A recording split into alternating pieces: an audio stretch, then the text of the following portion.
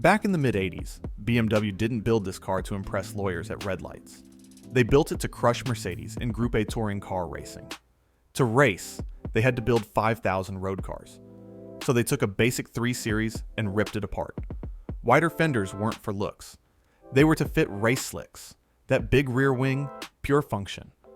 The suspension geometry was completely reworked. Even the rear window angle was changed to cut drag. Nothing here was for show. The E30 M3 was one of the last true homologation specials, and it shows.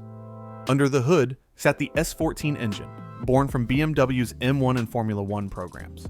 It was a naturally aspirated 2.3-liter inline-4 with dual overhead cams, individual throttle bodies, and a bark that sounds like it's ripping through your speakers. The standard M3 made 192 horsepower and 170 pound-feet of torque, good for 0 to 60 in 6.7 seconds, and a top speed of 143 miles per hour. The Evolution 1 and 2 pushed output up to around 200 to 220 horsepower, shaving tenths off the Sprint and bumping top speed closer to 150. Then came the ultimate version, the Sport Evolution, also called Evo 3. That one had a 2.5-liter version of the S14, making 238 horsepower and 177 pound-feet of torque. 0 to 60 dropped to just over 6 seconds, and it topped out at 154 miles per hour. Redline was 7,200 RPM. No turbo lag, no fake noise, just raw mechanical anger. And it wasn't just about the numbers.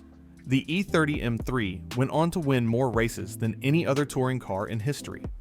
DTM, BTCC, Macau, the Spa 24 Hours, the Nürburgring, it dominated everywhere. This wasn't a fluke. This was the car that cemented BMW's motorsport reputation. But let's be real. As legendary as it is, the E30 M3 is also over 30 years old, and that means there are things you have to watch out for. The S14 engine is durable if maintained, but it needs revs. Drive it gently around town all the time and you'll foul it up. Original timing chain tensioners are weak. Upgrade them or risk disaster.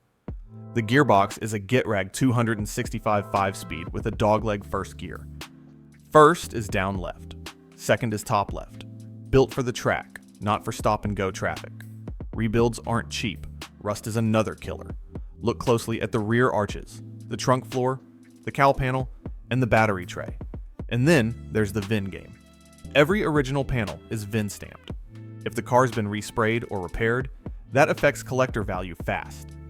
Matching engine, transmission, and body numbers, that's how you get 6-figure sales. Here's a fact a lot of people don't know. BMW built just over 17,000 M3S, but only 600 Sport Evos and just 786 convertibles. If you want one of those, you better have 6 figures ready, and maybe even a plane ticket to Europe. So what's the market like in 2025? A clean base M3 with under 100,000 miles goes for between $65,000 and $90,000, and those prices are slowly climbing.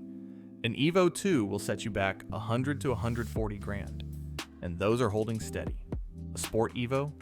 You're talking $180,000 to over $300,000, with values still rising fast. The Euro convertible averages between $110,000 and $150,000, though those have plateaued a bit. Modified or track-prepped cars can dip as low as $40,000, but resale on those is a gamble. And here's the crazy part. Back in 1990, a brand new Sport Evo cost $48,000. Adjusted for inflation, that's about $115,000 today. Now, some sell for 3 times that. This is more than a car. It's a stock you can drive.